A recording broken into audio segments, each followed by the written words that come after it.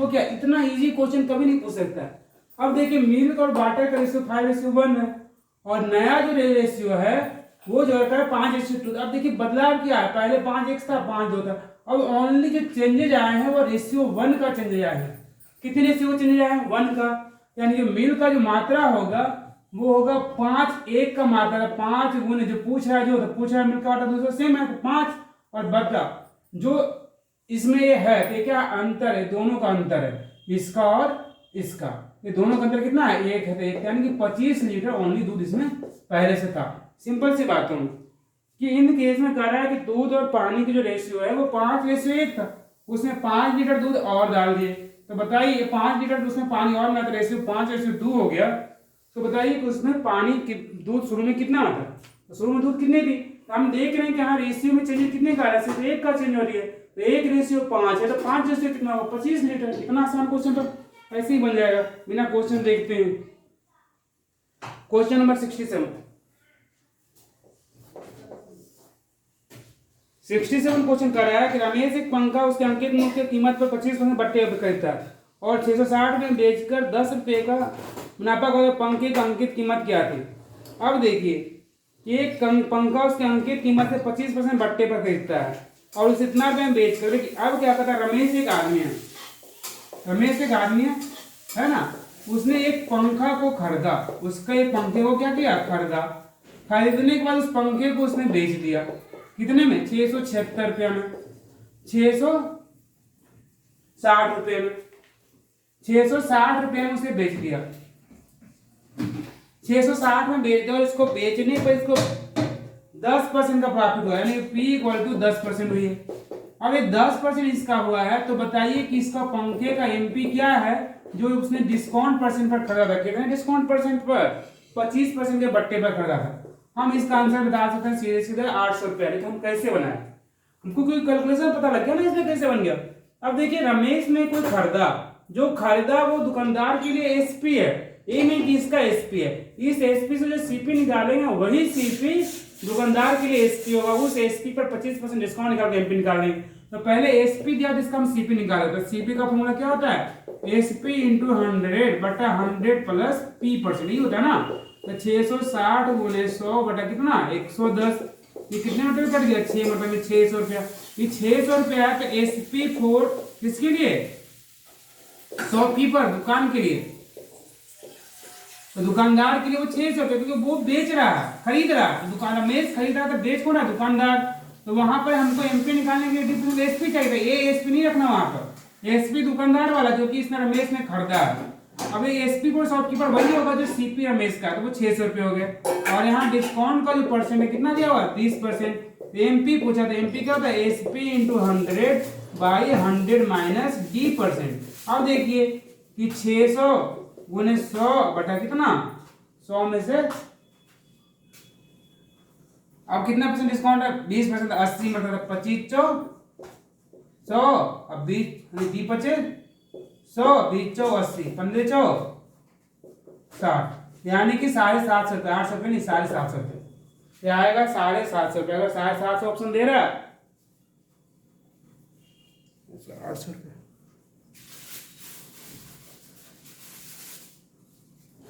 हमने गलती कहाँ की? क्योंकि यहाँ D% था 25%, यहाँ लिख दिया हमने कितना? 20%। यही गलती करते हैं, यहाँ 25% होगा तो 25% हो जाएगा तो यहाँ कितना हो जाएगा? 75 हो जाएगा। कैलकुलेशन यहाँ गलत हो गया कि हमने जाकर के ऊपर ही गलती लिख दिया होता है, बताते तक हम भूल जाते हैं कि कहाँ चाहिए। यानी SP कितना है? 600 गुने 100 बटा कितना? 75। अब 25 25 100 25 75 20 60 200, यानी कितना हो गया? 800 रुपये। यानी 800 रुपये इसका आंसर होगा 67 का। हम आते हैं 68 पर।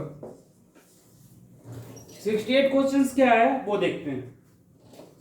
68 का है कोई मूलधन किसी निश्चित साधारण ब्याज से 10 वर्षों में दोगुना हो जाए तो कितने वर्षों में मूलधन 3 गुना हो जाएगा? अब देखिए साधारण ब्याज के हिसाब से 10 वर्ष में दुगुना हुआ है, यानी कि अब सिंपल से क्वेश्चन है कि कितने वर्ष में 3 गुना हो जाएगा। तो 3 गुना होने के लिए उसको और 2 गुना और जुटना, 1 गुना और जुटना पड़ेगा। तो इसका आंसर कितना हो जाएगा? 20 वर्ष। कितना? 20 वर्ष। कैसे? अब देखिए 68 का टाइम है 10 वर्ष, टाइम है 10 वर्ष और P है जो P है A है वो दुगना है यानी कि 2P है। ऐसा कितना होगा, ऐसा क्या होता है A माइनस पी यानी कि 2P minus P equal to कितना आ जाएगा P आएगा।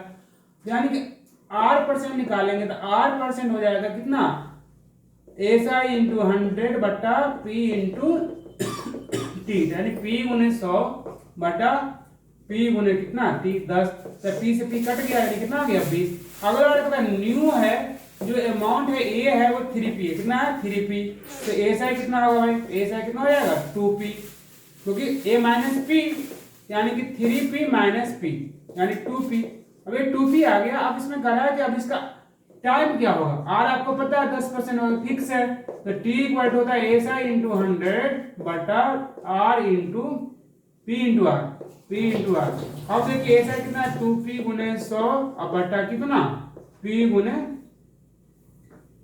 R 10। तो P से P कैंसिल है कट गया यानी कितना आ गया 20 वर्ष आ गया 20 वर्ष। अब देखिए क्या हो गया कि 20 वर्ष गए, हमने कैसे बनाया था 2 मिनट में कैसे बनाया था। अब देखिए कि यहाँ पर हमने बताया था कि 68 है। अगर 100% बढ़ने में क्योंकि दुगना हुआ तो 100% बाद 10 वर्ष लगा। अब इसी तरह से 3 गुना यानी 100% 100 पहले का ही है। देखो 2 गुना में कितना बढ़ेगा 100% बढ़ेगा। 3 गुना में कितना बढ़ेगा तो 100 3 गुना में 300% बढ़ेगा। 300% होगा लेकिन बढ़ेगा 200% इंक्रीज होगा यानी 200% कितना होगा 10 गुने 2 यानी कितना होगा 20 वर्ष। हमने डायरेक्ट बनाए थे क्यों, क्योंकि लॉजिक लगाए थे। ये कह रहा है कि दुगना हो जाता है यानी दुगना होने 100% तो वो था ही 100% और बढ़ गया तो 100% 10 वर्ष लग गया। अब वही कह रहा है कि 3 गुना हो जाएगा यानी 100 तो पहले ही था अब 200 और बढ़ गया। तो जब 100% 10 वर्ष था 200% को बढ़ने के लिए कितना हो जाएगा 10 गुने 2 दुगना समय यानी 20 वर्ष। हमने इस लॉजिक से बनाने थे 2 सेकंड में। बस क्वेश्चन देखते हैं, आपको कॉमन सेंस लगानी है एग्जाम में। Question number 69। 15 व्यक्तियों के समूह में 7 व्यक्ति माधुरी 8 व्यक्ति ऐश्वर्या जबकि 3 व्यक्ति दोनों किसी को पसंद नहीं करते तो कितने व्यक्ति माधुरी और ऐश्वर्या को पसंद करते हैं। अब देखो कल हमने क्वेश्चन को बनाए थे कि N A intersection N B equal to N A union B. इसको हम इतना लिख करके ऐसा लिख सकते हैं N A union B N A plus N B minus N A union P. इस तरह से हमने कल फॉर्मूला लगाया था इंटरसेक्शन का पिछले में। सेम क्वेश्चन हमेशा क्वेश्चन से रिपीट होंगे, एक ही क्वेश्चन से बार बार एग्जाम में आते हैं। एग्जामिनर के पास इतना टाइम नहीं, मैथ जो हो गया सो तो हो गया। साइंटिस्ट तो है नहीं एग्जामिनर, इतिहास सिविक्स ज्योग्राफी ऐसी चीजें हैं कि डेली बदलते हैं, डेली चेंज होता है, डेली करंट बदलते हैं, लेकिन मैथ्स कभी चेंज नहीं होता, रीजनिंग कभी चेंज नहीं होगा। आपने एक बार सीख लिया तो सीख लिया। कल हम इस क्वेश्चन से बता रहे हैं, फिर उस क्वेश्चन में सेट में दिया हुआ। अब क्या करा है यहाँ पर क्वेश्चन नंबर 69। 15 व्यक्ति का समूह है, टोटल 15, उसमें 7 व्यक्ति माधुरी मैंने किस एन एम माधुरी को 7 को और 8 व्यक्ति ऐश्वर्या को एन व्यक्ति ऐश्वर्या ए 8 व्यक्ति ऐश्वर्या को, जबकि 3 व्यक्ति दोनों में से किसी का नहीं पसंद करते हैं यानी कि एन एम यूनियन ए माधुरी और ऐश्वर्या दोनों मिला करके 15 थे। 15 में से 3 किसी को नहीं पसंद किया यानी कि पसंद करने वाले से टोटल से मिला के 12 लोग ही हैं। यानी कि 15 जो दिया हुआ बस ऐसे ही दिया हुआ। तो क्या कह रहा है कि माधुरी को 7 लोग, ऐश्वर्या को 8 लोग और 3 लोग कोई को नहीं पसंद करे यानी पसंद करने वाले लोग 15 में से 3 कम गया यानी 12 लोग ही पसंद करते हैं इनको। अब देखो अब कह रहा है कि दोनों को कौन पसंद करता है, ये फॉर्मूला हम कल बताए थे और ये फॉर्मूला दोबारा रिपीट हो गया। हम इसको लिख सकते हैं कि एन अब एन एम इंटरसेक्शन किसको माधुरी और ऐश्वर्या दोनों को। तो पहले इसका कितना दिया 7, फिर इसको दिया और इसको कितना दिया 8, माइनस करके दोनों को मिला के तब 15 माइनस 12 तो कितना जाएगा 3 आ गया। मैंने 3 लोग दोनों को पसंद करते हैं। अब 3 आंसर है तो उसको मार देंगे बी नंबर। अब क्वेश्चन नंबर 70 है, यदि 7x इतना है तो इतना तो बताइए कि 5x प्लस 2y का मान क्या होगा। बहुत सा आसान क्वेश्चन है। अब इस क्वेश्चन को हम बनाएंगे लेकिन हम लास्ट क्वेश्चन है आज का तो 70 नंबर इसको हम नहीं बताएंगे। जीके रीजनिंग है, आपको कमेंट कीजिएगा, अगर लगेगा टाइम तो हम बता देंगे, ठीक है। आप इसे आसानी से बना सकते हैं, बस आपको कॉमन सेंस लगानी है और उस कॉमन सेंस को यूज करनी है और आपको प्रैक्टिस इज मोर इम्पोर्टेंट। अगर आप बनाएंगे ना तो 5-6 बनाने के बाद हम उम्मीद करते हैं आपको 10-15 क्वेश्चन अपने आप सही होगा। और धीरे धीरे ऐसा होता है कि मैथ का आप मास्टर हो जाते हैं, 25 में 25, 30 में 30 बनाए, और एक बार मैथ अच्छी हो गई तो समझिए कि रीजनिंग अपने आप अच्छी हो जाएगी। जीएस का पेपर है भाई, देखिए जीएस में तो 30 में से 15 भी लाते तो बहुत अच्छी है, क्योंकि जीएस पूरे ब्रह्मांड का है। तो अब इस स्थिति में जीएस पर फोकस कीजिए, मैं नहीं कहते ना कीजिए, क्योंकि बिना जीएस का सक्सेस भी नहीं होगा, लेकिन आपको वो तो 100% करने जो आप 100% सही कर सकते हैं। अब आते हैं क्वेश्चन नंबर 70 में, लास्ट का क्वेश्चन है इस सेट का। रीजनिंग से नहीं आते तो आप मुझे कमेंट कीजिए कि वो रीजनिंग नहीं आया, हम उसको बताएंगे। 70 में क्वेश्चन करा है 7x plus 5y equal to 13 है, और 2x plus 7y equal to 26 है। तो बताइए कि 5x प्लस 2y का वैल्यू क्या होगी। अब इस तरह का क्वेश्चन है, इस क्वेश्चन को हम क्या करेंगे, सोल्व करेंगे। तो हम इसको इक्वेशन फर्स्ट मानते हैं, इसको इक्वेशन सेकंड मानते हैं। अब इस इक्वेशन को फर्स्ट और सेकंड मान सकते हैं, और 7 मान के हम इसको सोल्व कर सकते हैं। इसमें क्या करते हैं, हम एक दूसरे को बराबर करते हैं। हम ऐसा कर सकते हैं कि इसमें हम मल्टीप्लाई कर देते हैं, हम x को बराबर कर देते हैं, या y को किसी को बराबर कर सकते हैं। तो एग्जाम में जैसे करना जैसे मान तो दोनों में 5 है यहाँ 7, दोनों का एक्शन कितना जाएगा 35। इसमें 7 से गुना कर दीजिए, इसमें 5 से गुना कर दीजिए, और first multiply by 7 minus second multiply by कितना 5। अब कितना हो जाएगा 49x plus 35y equal to 91। फिर 5 से 5 दूनी 10x minus plus 35y equal to 26 बचे 30 से 130। अब दोनों को घटा दें, माइनस करें ना तो चिन्ह सिंबल अगर कोई सिंबल नहीं तो प्लस होता है, माइनस माइनस प्लस है तो माइनस, एक कट गया। अब इसको देखिए, ये 49 है, 49 में से 10 गया तो कितना हो गया 39x, और ये 91 में से 30 गया, 91 में से 30 गया तो माइनस में आएगा, बराबर चिन्ह लिखते हैं, और कितना आ जाएगा, ए आ जाएगा 9, और ये हो जाएगा कितना 12 में 39, यानी कि x बराबर कितना आ गया -1। अब इस वैल्यू को पुट करेंगे किसमें, फर्स्ट में, और फर्स्ट में करते कितना 7 into -1 plus 5y equal to 13, यानी 5y इक्वल टू आ गया 20, यानी y इक्वल कितना आ गया 4। अब वैल्यू पुट कीजिए इसमें। बहुत आसान क्वेश्चन थे, कैलकुलेशन इजी बेस हो गया ना, बटन हो गया, एग्जाम में क्वेश्चन ऐसे देता है आप इजी बेस बना सके।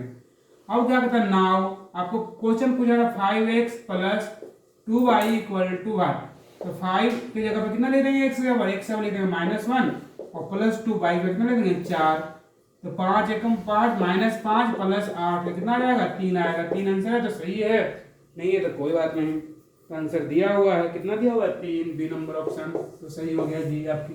तो इस तरह से क्वेश्चन बना सकते हैं। आज का मैथ का सारे क्वेश्चन मैंने एपिसोड में सोल्व कर दिया हूँ, और आपसे उम्मीद करते हैं कि आप समझ गए। अगर नहीं समझ गए हैं तो आप हमें बताएं, टेक्स्ट करें, मेल करें, या तो फिर आप जाकर के कमेंट करके बता दें हमें क्वेश्चन नहीं समझ में, आपके बातों को नहीं समझ आता, हम उस क्वेश्चन को पूरा इलोबरेट करेंगे। क्योंकि जितने भी क्वेश्चन बताए अगले सेट में फिर से ऐसा आएंगे, क्योंकि क्वेश्चन के एक पैटर्न होता है, और हम आपको सेट बनाने का क्वेश्चन ये नहीं होता कि आपको बेसिक नहीं, आपकी बेसिक हम एक एक करके क्लियर कर देंगे, क्योंकि हमारा जो काम होता है हम आपको पूरे पूरे रेशियो को क्वेश्चन सब 10 बनाएंगे, लेकिन कम समय में एग्जाम के तहत रखते हुए हम आपको क्वेश्चन को जल्दी सोल्व करेंगे।